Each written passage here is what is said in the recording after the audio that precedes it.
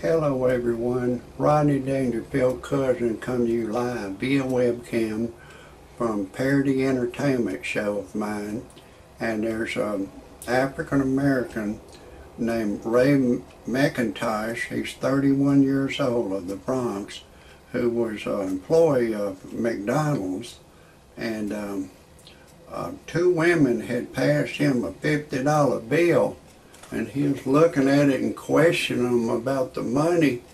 Shit, they did it to me before. They just got to protect, you know, the company's money, because if they take some bad money in, chances are they'll have to make it good or lose their job.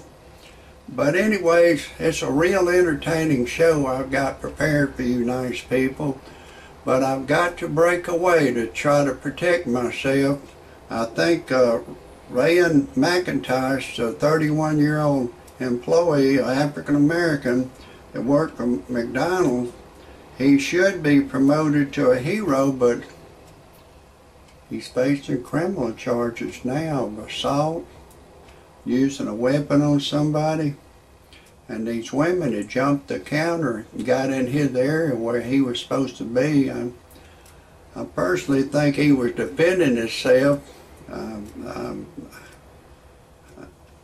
I would not charge him if I was a prosecutor, but they don't think the way the average person thinks. But anyways, I've got to break away for a second to tell you my disclaimer, and it goes like this.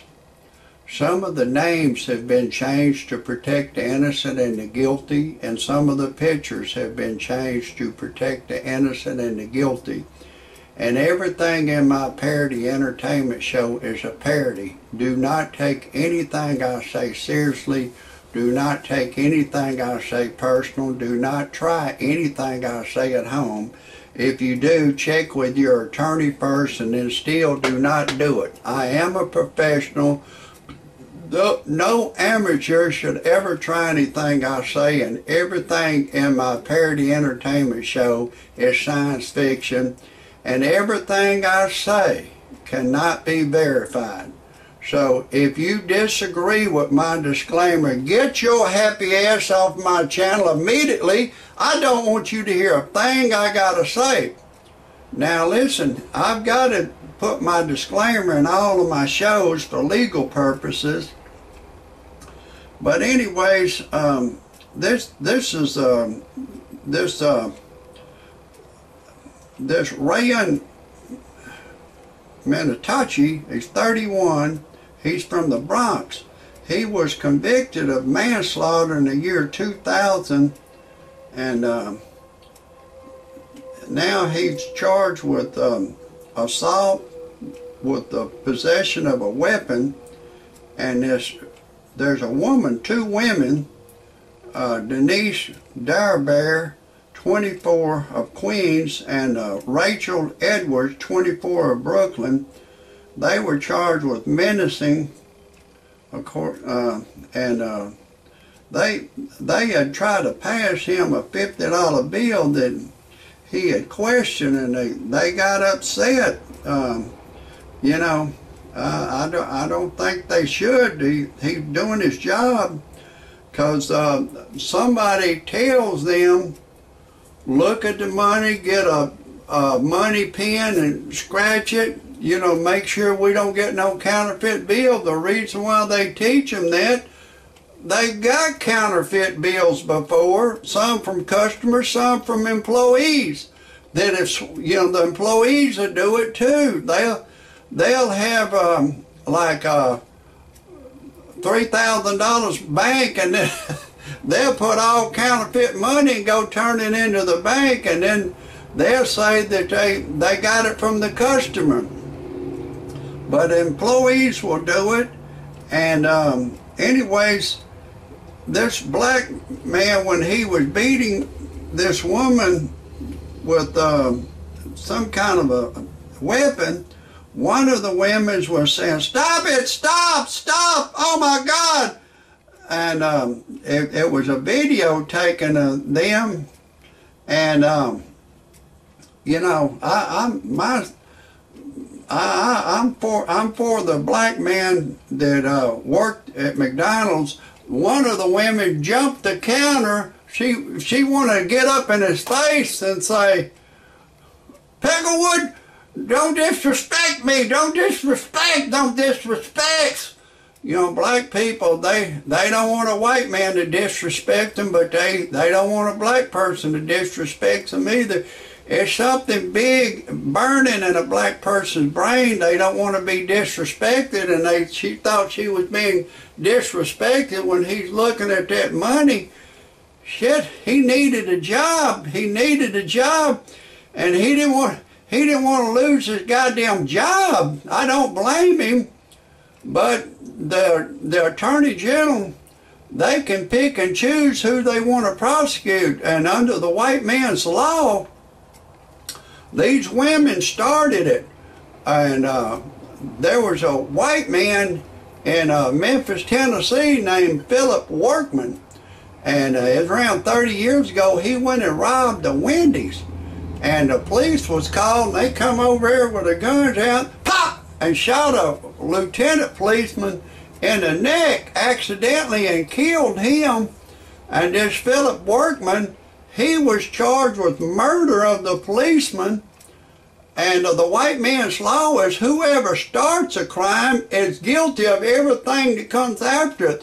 So these women, they started it, they jumped the counter, he was defending himself, they were trying to kidnap him, hold him against his will, they were doing everything illegal.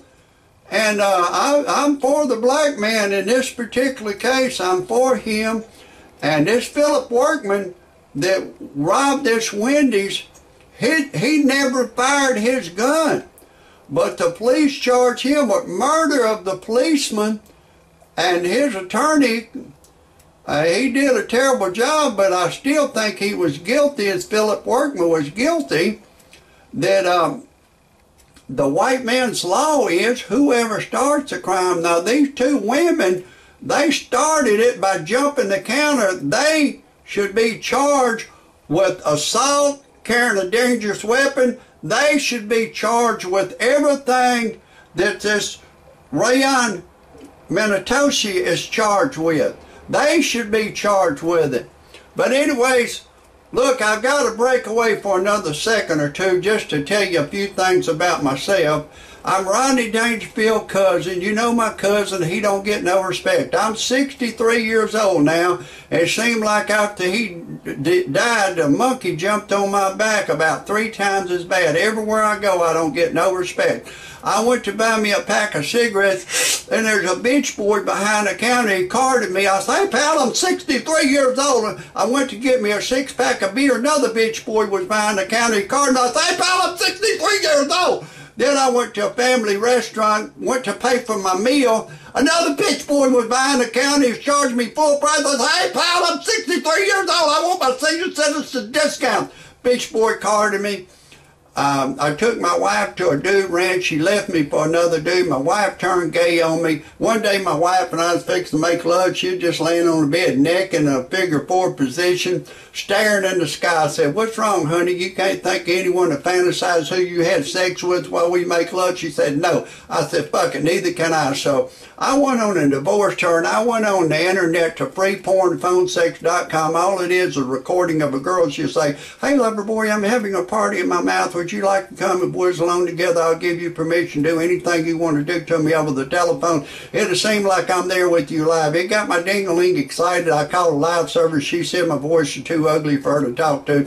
Then I went to another website called freebuyseltradeanything.com. I put a card on there. Once you put anything on there, it'll keep reposting on the Mars calendar indefinitely till you sell it. It's free to look, free to put your ad at freebuyseltradeanything.com. Then my wife and I was having so many trouble, I divorced her. I put an ad in the personal section of freebuyseltradeanything.com.